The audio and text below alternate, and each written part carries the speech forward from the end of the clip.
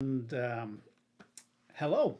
We both hope that you are doing well and that you are ready for another week, well, another hour with us, if not another week. Of craziness. You speak for yourself. And we already have two people. Say hi as you come on. Huh? Yeah, That would be I really will easy. retract. Just speak about yourself. Yes. Right. We are on the verge of beginning another biblical adventure, and it's a difficult one.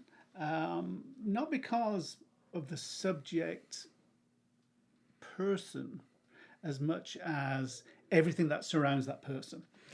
Is that a good way of putting it? And the theological implications of that story for Christianity, Yes. Judaism also, and Islam. And Islam, yeah.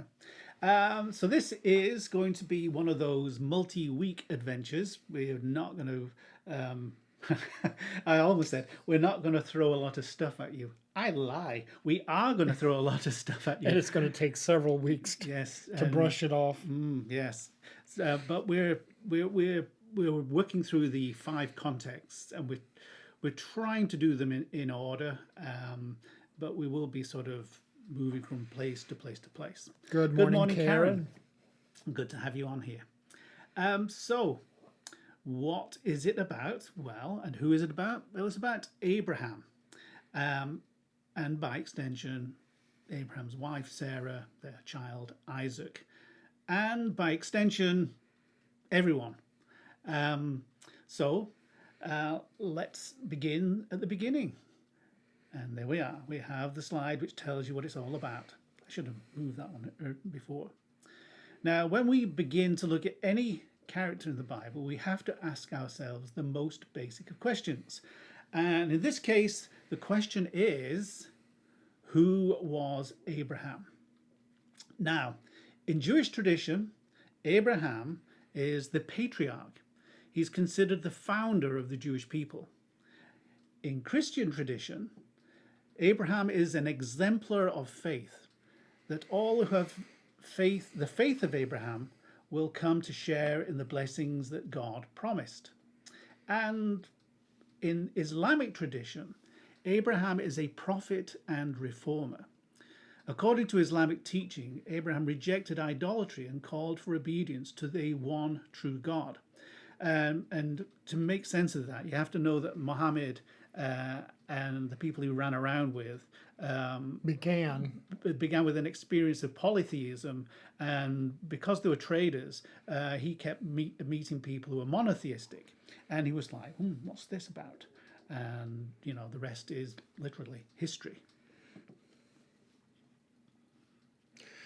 The above traditions, Judaism, Christianity, and Islam, are those we have inherited and which have grown over time. They've developed and changed in different ways. What can we say of Abraham's origins? Where does that belief about Abraham come from? We're going to start off by reading the introductory scriptural text about Abraham, or Abram, as he started off. Abram. This is America. This is what? America. America. America. Is that how you pronounce it? And Abram. We will agree to disagree. Okay, we shall. Because we did check the pronunciation. And it's either. It's either. So I'm going to anglicize it and you're going to Americanize it. American, yeah. So if you hear Abram and Abram, it's the same person. Yeah. But Abram is the correct.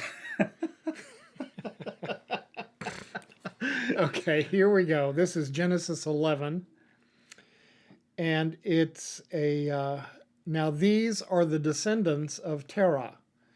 Terah was the father of Abram, Nahor, and Haran. And Haran was the father of Lot. Haran died before his father Terah in the land of his birth, in Ur of the Chaldeans. Abram and Nahor took wives. The name of Abram's wife was Sarai, and the name of Nahor's wife was Milcah. She was the daughter of Haram, the father of Milcah and Isaac. Ishka. Now Sarai was barren. She had no children. Terah took his son Abram and his grandson Lot, son of Haran, and his daughter-in-law Sarai, his son Abram's wife, and then they went out together from Ur of the Chaldeans to go to the land of Canaan. But when they came to Haran, they settled there. The days of Terah were 205 years, and Terah died in Haran. Although several chapters of Genesis tell us the main story or biography of Abraham and other important players in his life, we will begin with a potted genealogy and a travelogue. The problem is that, for most of Christian history, it seemed that there could be no biography of Abraham in the ordinary sense of the word. It was believed that the most we could do was to apply an interpretation of historical findings to the biblical materials so as to arrive at a probable hypothesis regarding the background events in Abraham's life. The reason for this was because, at least until the end of the 19th century, the age of the patriarchs, as we now call it, an era covering Abraham, Isaac, Jacob, and Joseph from around 2000 BC, was basically unknown. Not only that, it was considered virtually unknowable. And this was because it was assumed that this biblical material was only a projection. It was an overdub of the situations and concerns of a much later period, the 9th through the 5th century BC, and was, so this understanding went, of various dubious historical value. And so, up until recent discoveries were made, it was assumed, based on some dodgy dating of the sources, that the patriarchs were mere mythical figures, people inserted into the text by our old favorites J, P, D, and E from earlier chapters of Genesis. Expand on the J, P, D, and E. It's the four strands of tradition that go back weeks and weeks and weeks to Yahweh, Yahwehist J, priestly P, Deuteronomistics, which was kind of thought of to be the overall editor of the Torah, and Elohim, and then the Elohist, and the Yahwist and the Elohist have to do with the name they give to God. The Elohists call him Elohim, which means the Lord, and the Yahwists called him Yahweh, which means. And if you wonder why it's a J, it's because in German it's and German theology has had a massive influence on world theology. Yeah. Hello June and hello Bill. Oh, and Paula. Oh. Yes, and Bill was late because he's been watching Captain Kirk land in Texas. So Captain Kirk is back on Earth. Wow, 90 years old and into space. I was thinking about that. I'm thinking, I don't think I'd want to go up in there with 3 Gs pressing on my body and then 5 Gs coming back down. I wonder if he went through any Scotty dust. Oh, mind you, Scotty came back to Earth, didn't he? Yeah. And burned up. Mm-hmm. You didn't need to add that last part. Well, he was burned up when he went up because he was ashes. And then he came back and he was burned up again. It's like a double fried something or other. Twice baked this potato. This is bad clergy talk. We need to get back to, Up until recent discoveries were made, it was assumed, based on dodgy dating of the sources, that the patriarchs were just mythical figures, people inserted into the text. And they were inserted to promote or provide an etiological explanation, an explanatory rationale, an etiological person whose existence could account for the various social, juridical, and cultic patterns that existed. It's a bit like some of the questions we asked that were asked and put it in a kind of daddy, mommy question form. Yeah. Daddy, why we like this? Dad, why do we do this? Mommy, why do we... this? So this theory went was the idea that we do this. Why do we do this? Well, Because our if you look, father yeah, Abraham did this. yeah. Oh, Yeah. is this just the etiological source, so to speak, in a person? My Old Testament professor used to call etiologies a story that tells you why things are the way they are. And we do it all the time. Yeah. Yeah. After World War One, archaeological research made enormous strides with the discovery of monuments and documents, many of which date back to the supposedly non-existent period assigned to the patriarchs in the scriptural account. For example, the excavation of the royal palace at Mari, an ancient city on the Euphrates. This excavation brought to light thousands of cuneiform tablets containing official archives, correspondence, and religious and juridical text. The discovery offered the basis upon which specialists could show that in the book of Genesis, some of the narratives do fit in well with what, from non-biblical sources, is now known about the early 2nd millennium BC. As a scholar from the 40s put 1940s put it, this massive find amounted to the rediscovery of the Old Testament. So, what did we gain? Well, we now have two main sources for reconstructing the person of Abraham. The book of Genesis itself, from the genealogy of Terah, Abraham's father, and his departure from Ur to Haran in chapter 11, to the death of Abraham in chapter 25. And alongside that, the recent archaeological discoveries and interpretations concerning the area and the era in which that biblical narrative took place. Now, to me, this is really exciting stuff. And people, even like Father Andrew, who does not like history, can find it interesting. Yeah, I really did. I came to this with low expectations of interest, and it's been fascinating. Well, when the bar is set the low, Spock thing there, shouldn't I? Fascinating. fascinating. Oh well, I missed an opportunity. You missed a there, not, yes. and I normally always use that. So, what do we find out when we look at these discoveries? What do they tell us? Well, we will be looking in depth at the scriptural narrative about Abraham, beginning next week. It's going to go on for a while. But here we will look at the Mari discovery in the cuneiform tablets. From them we glean that the saga of Abraham unfolds between two landmarks. The exodus from the Ur of the Chaldeans, also known as Ur-Kasdim, of the family or clan or tribe even, I suppose, of Terah. And Terah apparently means the purchase of, or the burials in. And the cave of Machpelah. What is going on here is clearly a migration of which one tribe is the center. Now, Terah, the name in Hebrew means... Oh, takes them out. Yeah, leads them out or takes them out. Yeah. So we're going to look at the leader of the movement is mentioned by name. And here we have it, Terah, who takes them out from Ur. You said Ur.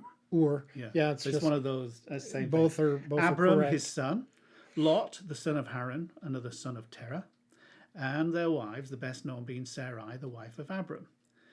The existence of another son of Terah, Nahor, is a chap who appears later in the Bible, but he's also part paid of the homage at this point in that part of of the text, migration. yeah. Now, most scholars agree that Ur-Kasdim was the Sumerian city of Ur, a place we know of today as, well, it's a technical kind of word, really. It's Tel El Mukhaya.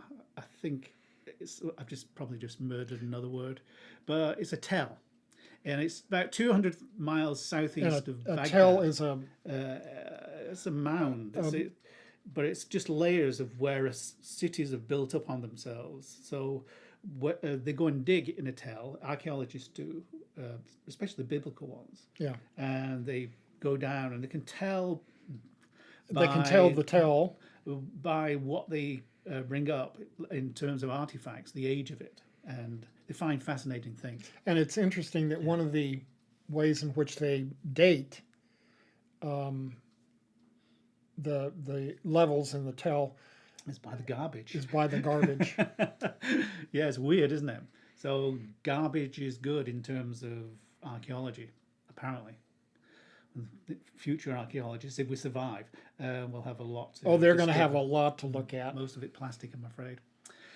So the weird thing is that when we think of Baghdad, we think of war and bad stuff, and yet it is a place of with a massive history and of massive importance to us as Christians, as bibliophiles. And this tell was excavated from 1922 to 1934. It may well still be being excavated. Probably, yeah. But the initial excavations took place then. Now, what we know of this place is that it was the cradle of a vigorous polytheism, which means multiple gods, with the city's patron deity being called Nana, which in Akkadian is Sin, the Sumerian and Akkadian moon god. And the name of the city derives from the god's name, Unuki, which literally means the abode, Unug, of Nana. So I used to call my grandma Nana. So I was actually calling her moon god. Oh well. Now, for reasons which are still unknown, so there's still a lot of discoveries to be made, Terah's first stopping place after migrating from Ur was Haran, where the caravan remained for quite some time. This city has been definitively located in Upper Mesopotamia between the Tigris and the Euphrates rivers in the Balik Valley, and can be found on the site of the modern Haran in Turkey, which is either handy or confusing. Depending on, it's Haran. Yes. Is it the ancient Haran? Yes. Oh, we're in Turkey though, not Mesopotamia. Yes. Oh dear. Yeah. Now, what we know of Haran is that it was a pilgrimage city, for it was the center of the Sin cult and the moon god cult, and was therefore closely related to the moon god cult of Ur. The Mari discovery goes on to give us a lot more detail regarding Terah and his family, but we've got enough information to be able to take a closer look to the world in which that family lived, especially to take a look at their religions. The religious culture in Mesopotamia, we're going to start way back, maybe 3,000 to 4,000 years BC. And just to remind you, polytheism was rampant.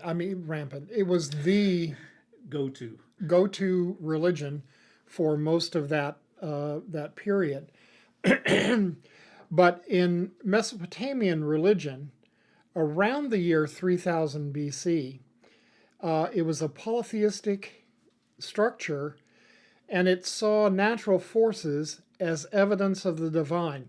So natural occurrences like storms, rain, fire, lightning, they were all revered as a divine power. Sounds like a Marvel comic. Yeah. They were, however, not seen as anthropomorphic deities, but were simply the divine forces of nature. Now that's maybe hard for us to get our heads around. Well, it's unlike a Marvel comic because they're all humanoid. They're people. For example, crops grew because the divine essences of rain, earth, and sunlight caused the growth of plants. If crops failed, it was seen as the anger of one or more of the divine forces. So one or all of those forces needed to be appeased. It's difficult for us to realize that this religious concept was an attempt to explain the dramatic effect of the natural forces of climate, weather, and seasons, but this concept so pervaded Mesopotamian culture that this religious understanding permeated every aspect of their lives. And this brings our thought to the extent that we might have seen them as believing in magic. As time passed, these divine forces of nature individually coalesced around a deity in human form. For example, the divine force of the storm became the god Baal, he who rides upon the clouds. Cool name, isn't it? Yeah. The moon becomes the goddess Asherah, she who walks on the sea. Another cool name. Yeah. And if you think about that image, if you look out on the ocean and the moon is going down, it looks like she's walking on the sea. So, but obviously there were lots of others, and the same god could have different names within different cultures. The main thing to remember here is, once again, that every religion was polytheistic, with there even being stratification of gods and goddesses based upon their level of importance and their perceived power. This stratification went all the way up to a kind of supreme god. The supreme gods and goddesses were seen in cultural terms as the kings and queens of the divine realm. And just like human kings and queens, the gods and goddesses had needs that they required to be satisfied. As far as we can go back in history, we see that humans have made offerings to the divine, offerings that we can also describe as sacrifices in its broadest terms. The theological, emotional, psychological, and societal reasons for the practice of sacrifice are immense. So what follows is but a limited list of suggestions for why sacrifices took place. Sacrifices were often the offering of foodstuffs, grain, bread, vegetables, the offering of animals, meat, the offering of wine and oil. The notion here is that offering something of value to the gods or the god. Sometimes this offering was transactional, meaning we were trying to get something from the gods, and sometimes it wasn't. It was a form of placation or worship. The logical conclusion of this concept is to offer to the god or gods something of ultimate value, which eventually became human sacrifice. Now, within the religions of the biblical world, scholars are divided about how often human sacrifices occurred. But what they are all agreed upon is that it actually did happen. And one of the best of the examples we have of this is, amazing enough, to be found in Ur. A royal line of Sumerian kings and queens ruled there in the 3rd millennium BC, before the time of Abram. Who commissioned, these kings and queens commissioned monumental buildings and temples, and who, towards the end of the millennium, created perhaps the most iconic type of Mesopotamian structure. And if I can get the slide right, you've been watching it in every slide so far, the Mesopotamian Ziggurat. And this is the Ziggurat at Ur. But hundreds of years before this, around about 2500 BC, the Sumerians mourned and remembered their dead by building large mud brick tombs. 16 such royal tombs were found during excavations in the 1920s, among hundreds of more, we'll call them modest, graves. These royal funeral proceedings were flamboyant and they were extravagant. The largest assemblages contained thousands and thousands of objects made of gold and of silver, of bronze, vessels of all kinds. There was jewelry, there were royal seals, there were weapons, there were tools, there were even gaming boards. And there were elaborately decorated musical instruments. There was also a wealth of other exotic and prestigious items, some of which we still do not understand what they are The and function. how they functioned. But also among this, there were the remains of animals and human sacrifices. These sacrifices were deliberately staged to reflect specific social roles. Cattle were placed in teams in front of vehicles, accompanied by soldiers with their helmets and weapons. Court ladies in all their finery were arranged in neat rows. Meanwhile, musicians were placed with their instruments in their hands. This carefully organized and, as far as I'm concerned, gruesome display initially led to the archaeologists believing that the human victims had voluntarily gone to their death, collectively drinking poison from a, say, centrally placed cauldron. But further research on some of the few preserved skulls showed blunt force trauma as the cause of death. So imagine this. All these people were sacrificed to accompany a royal person into the afterlife so that they could serve them, the royal personage, as they had on earth. Now, this sacrifice seems to have a utilitarian purpose. Whether other types of sacrifices had a more theological purpose or not is open to debate, but it seems to be that that was the case. Because a human sacrifice represented the highest value that could be offered. And so it was within this cultural context that the people of Ur lived, and out of which Abram and his family migrated. Thus, the concept of human sacrifice permeated the culture of the Mesopotamian region. This is a concept we might well find abhorrent, but which was for them, and especially for the people of Ur, an unquestioned part of their lives. I think it's hard for us to understand the embeddedness of human sacrifice in the culture of the Mesopotamian region. So we tried to think of an example that could give some insight into In our this, world, yeah. from our history. And the thing that we came up with is the color orange.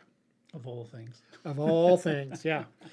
Can you believe that the name for the color never existed before Europeans actually saw an orange? Hence why gingers are called redheads. Everything that looked like that shade was just seen as red. It was just accepted.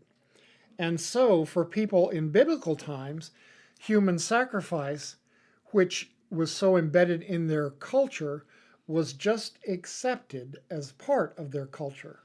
When I was reading up on this, I discovered that the French knew the word orange by the 1300s. And so they'd be going, orange. And the Brits were going, what are you talking about? Orange. You are orange. No, I'm red. No, orange. And it took 200 years for the Brits to get it. Maybe a little slow they were? Yeah, Perhaps. it's amazing. We cannot look at orange and think red anymore, can we? I mean, I've got red inside my cup. You'd never call that orange. And we stratify different colours of like burnt orange now and all sorts. Pumpkin orange. So imagine not knowing orange. You can't. So it's like, imagine not knowing human sacrifice. It's impossible for us to even Yeah. try to conceive of the ramifications of that. And when we look at the Mesopotamian culture, it was quite something. We tend to think of such times as backwards and lacking in sophistication and technology, but we would be wrong. As was mentioned in passing, the greatest building of that region was the Ziggurat. This was but one of their skills. According to the Table of Nations in Genesis 10, the biblical Chaldeans were descendants from Arpachshad. I don't know how to pronounce it. Yeah. Apakshad? Apakshad? Apach. It's one of the grandsons of Noah. Apachshad. Yeah, All you need to there know. we go. Yeah. One of the Look up grandsons of Noah's Noah. genealogy, and he's in there. Begins with A, ends in a D, and there's There he is. weird noises From the in between. beginning of 2000 BC, there was an influx of semi-nomadic clans Clams. already known as Chaldeans, who moved into southern Babylonia. Many ceased their nomadic ways and settled into this region and began to control a large part of southern Babylon trade routes due to the territory's location near to the Persian Gulf. The Chaldeans built upon Babylonian science, especially in astronomy. Their philosophies also built on the already complex cosmology of the Babylonians, creating even more complexity to describe cosmological phenomena. This involved making instruments to map the stars, and these were done with great precision, but didn't include subjects such as geometry, which I wanted to say a few minutes ago. We have to leave that to the Greeks. Yeah, we have to leave that to the Greeks to discover. All of this searching, though, makes sense of their worship of a moon god. Yeah. These people were very knowledgeable of different types of stone and gems and produced incredible works of art using different mediums. Simply put, they were an accomplished people. It kind of goes downhill from there, though, as they become somewhat absorbed into other cultures. They did, and still do, have a legacy within the Christian church, although it was originally based upon the Nestorian heresy. Ooh, yes. This is interesting. The Nestorius was a guy who was putting it about that Jesus was both God and human in one body, in two persons. Yeah, they weren't. They split him off. Yeah, they weren't combined. They were two separate. And why that came about was, like Jesus saying, sweating blood and saying, if this cup can pass from me, God, please let it happen. And that was the human Jesus. And the divine Jesus was the part that did all the miracles. And how can God die anyway? So that's the thing with heresies. They raise good points, theological points.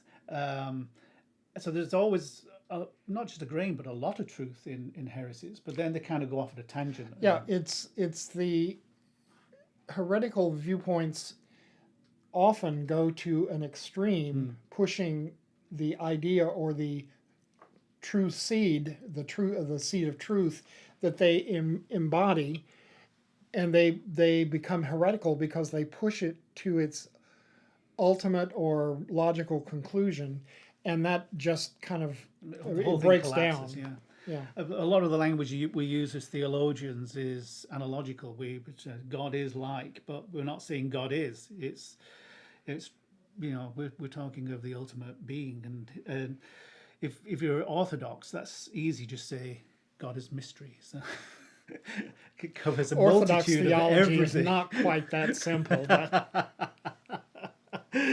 I want it to be that way. yeah. Anyway, back to the Bible. And I think I even have a slide about that. Yes, I do.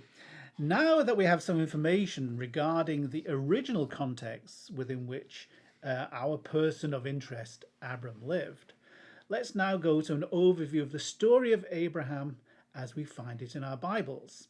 And where will you find this story? You will find it in Genesis chapters 12 to 25. And yes, that is correct. We are going to be working through 14 chapters of the Bible. And you know how quick I am. Yes. It's going to take some time. Yes, but not all that much time, really. No. So let's get going. So, the primary theme of these chapters 12 through 25 in Genesis, are of promise. And just in case we need reminding, promise in this particular case is a commitment made about something in the future, and is something that shapes expectations and actions. Now, a promise can be something as simple as making a date. I promise to be at such and such a place at a certain date and time, and you promise to show up at the same place at the same time. Now, every promise involves some element of risk. So, with our example, I have to go to the meeting place assuming that you're going to turn up. You, on the other hand, risk losing your time if I don't turn up. So, that's something really, really simple. Now, if you up the ante, the greater the promise equals the greater the expectation equals the greater the risk. This theme of promise in regards to the story of Abraham is of the highest level. And the one who is making the promise is none other than God. It is this promise of God that calls Abraham into his future, one that is to be filled with blessing. Now, the Hebrew word blessing, which is called barakah, is translated in Greek in the New Testament in two different ways. The translation barakah is sometimes translated as thanksgiving, and then at other times it's translated as blessing. And the concept that we tend to think about blessing is that one that somehow it almost borders on magic, where we ask God to do something to magic and transactional. To an object or a person or a thing. And in Hebrew terms, blessing was the act of giving thanks. If you think about there's this phrase that goes through the morning and evening prayer. Let us bless the Lord. Thanks be to God. Blessing and thanksgiving we see as two different things, but are actually, they combine to form that concept in Hebrew called barakah. It's one of the things I've never heard it said in the UK, but I've heard it often in the US. When you ask how somebody is, and they'll say, I'm blessed. And I'm kind of perplexed as to what they mean by that. Especially when some of those people have lives that are just absolutely falling apart, mostly because of what they're doing anyway. So it's kind of an interesting one, that. And it's the other thing I've noticed as well, and this is applied both in the UK and in the US, is if when you say a prayer, you just say in the Lord's name or something like that, and they'll say you didn't say in Jesus' name, which kind of to me smacks of magic, as if Jesus is like abracadabra. Yeah. You know, that or whatever the other sort of magic words are, which make God do, you know, the thing that you've told him to do, which is the basis of magic within religion. So it's a very powerful word, but it's also often a very misunderstood word, and it's kind of a risky word in some ways. I keep being reminded of an event where I was asked to say the blessing for an event in the parish hall, and I did. I said a prayer of thanksgiving. Well, thank you for the food. And oh no, I didn't even go that far. It was well, yes, thank you for the food and the hands that prepared it and so on. And when I finished, someone said, "But you didn't bless the food." I didn't say, "Oh God, bless this food." So the word "bless" in and of itself is the magic. Yeah. Oh, that's interesting. Never thought of it. I've been thinking about this over and over again for several years. I mean, my go-to blessing is "Bless, O Lord, this food to our use." Maybe I'll have to ring the changes and. Well, one of in the church pension fund, the thing that clergy belong to, don't ask me why that came into my head, but they send out a little calendar every year to retired clergy. And in that little calendar, there's a blessing for food. And it begins with the old monastic blessing. The eyes of all wait upon you, O Lord, and you give them food in its season. From the Psalms. Yeah. You open your hand and fill all things living with plenty. And then it begins a prayer. Blessed are you, O Lord our God, King of the universe, for you have brought forth from the earth food for our nourishment. You give us wine to make our hearts joyful, which I think is a very wonderful thing. And then there is a phrase for closing after eating with "Let us bless the Lord," and it's thanks be to God. Yeah. So the tenor or the focus of blessing is now being tried to move back toward the act of thanksgiving, that the act of thanksgiving itself is a sacred and powerful event. And dangerous as well. Yeah. I say that because Father Bill put whatsoever ye shall ask in my name, which is a very, very dangerous statement, because too many Christians assume is if you just ask in Jesus' name, that whatever you've asked, you're going to get. But all the weight of that statement is on the word name. Well, 2 words, my name. It's in Jesus' name. And the name is actually whatever you shall ask when you embody me, when you live like me. Yeah. And that is a far cry from what we're actually believing, we're saying. Yeah. You know? So if you live in the Jesus way and flourish in the Jesus way, then you will be asking Jesus things and you will receive them. But if you just want a new car, or you're short on your mortgage by $200 and expect it to turn up just because you've added the word Jesus and said, and God, and he said, if you ask in my name, you're going to be very disappointed. Well, we actually have ended, and well, I wanted to say, you in your explanation, this explanation you just gave about praying in Jesus' name, you used the phrase living the way of Jesus.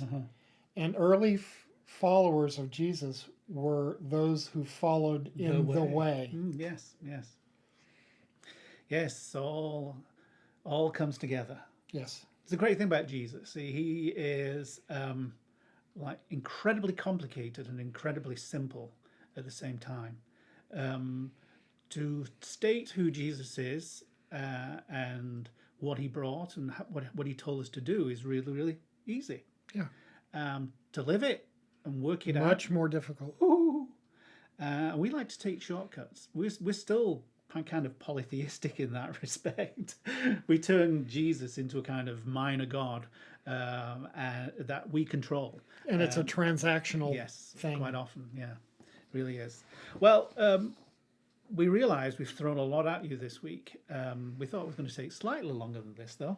But that's good. That's good. We haven't gone too crazy, I guess. Now, are there any questions? So, yes. Are there any questions? And we know that it's going to take, if you have a question, it's going to take a moment or two to actually type it in. Yeah. But we can tell you what we'll be looking at next week, and that's 2 questions in particular. Who was Abraham? And maybe, well, I think this is more important for me than anything else. Who is this God that gets in contact with Abraham? When you consider that Abraham was surrounded, Abram was surrounded by polytheistic gods with small g, how does this big G God come about, the single most high God? And this is another part that I find fascinating, and it does dip into theology big time, but not Bartian. I gave up on him. Well, he probably gave up on me. a long time. A mutual resignation. Yes. So, any questions? If not, you can always, if you're somebody who reviews this video after the event, then please do text Send an us email. or email us, or you can even use, no, not on YouTube, because the messages on YouTube, I don't receive anything about them. I only get stuff from Facebook. That's because of the church accountants. But Yeah. anyway, thank you for being with us. We do hope that you have a great day, and keep us in your prayers as you are in ours. And we will hopefully see you on Sunday in person. Otherwise, you may see us online through the Sunday Sunday. service at 10 a.m. Until then, God bless and take care. God bless.